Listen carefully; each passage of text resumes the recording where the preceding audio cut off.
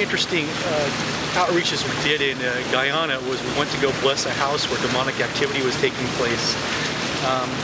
Pastor Cherry of a church in New Hope had come out and talked to Don Whitney about having some pastors come out and bless a house who are familiar with spiritual warfare and things going on in a home.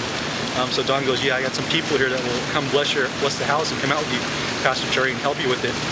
So Pastor Cherry comes out to the house. It's like a day after we're back in the jungle. So Mark Knights and I are just kind of casually relaxing in the house. We have our shorts on, our baseball caps, t-shirts, and we're just totally relaxing there in Guyana. Pastor Cherry shows up dressed to the kilt. He has these nice slacks on, a nice shirt, looking really good, and we thought it was kind of odd because we didn't understand why Pastor Cherry was dressed so nice and nice shoes and stuff to take us out for a house blessing. It caught me off guard right away too, so I turned to Maria Whitney and I said, well, am I underdressed for this? I'm wearing shorts and a t-shirt, so is Mark.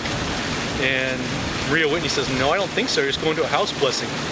So Don Whitney, myself, Mark Knights pile into Pastor Cherry's car and we go down to New Hope, about 5 miles down the road, to go for a house blessing.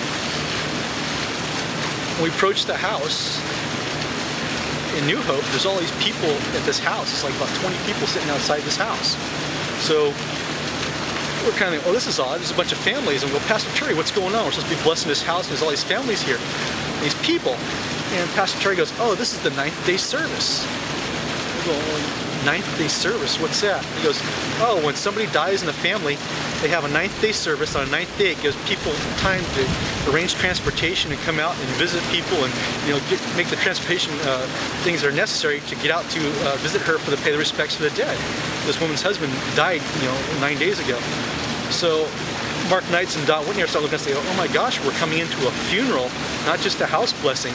What do we do? We're just here to bless the house? And then I was kind of put off guard because I didn't want to bless a house and do deliverance with a bunch of people in the area. I wanted to be personal for the woman and her immediate family. So we get to the house, get out of the car. Pastor Cherry takes us up to the families, up to the guests, and all of a sudden there's like an old altar set up at the front of the house outside. He takes us right up front to the seating and right to the front row and has us sit down. And I'm thinking right then there, oh my gosh, we're doing a funeral. We're not just doing a house blessing, we're doing a funeral. So Pastor Cherry gets up and speaks, and I'm fervently thinking, okay, what am I going to say to the funeral? I know he's going to call me up. He's going to call me up. And within 60 seconds, Pastor Cherry goes, Pastor Mike, I want you to get up and say a few words here. So immediately I went to John 19 and started talking on the scripture about how Jesus had pointed out his mother Mary to John and Peter, saying, she's now your new mother, to take care of her. And I started talking about the grief process as well.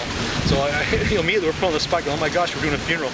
And right after myself, Mark Knights was called up, and so was Don, and Don spoke on grief as well. And right after this funeral service, the family's called up. We're supposed to do deliverance right in front of everybody. I'm going, well, I'll pray over them for prayers of protection and stuff, but I'm not going to do deliverance in front of the family. So it was kind of wild. So after the service ended, the wife and I, Mark Knights and Don, we immediately went upstairs to her house. We started the house blessing where she showed us where the demon was entering, coming in through the front door. And we found the front door, did the blessings on the house, and blessed her, and prayed her against the spirit of fear that comes at night and tries to choke her and drag her out of bed.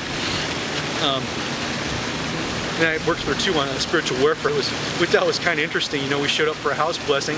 We didn't even dress to the kilt, and all of a sudden there's a funeral going on, and we're part of putting on the service. Hallelujah, you'll make all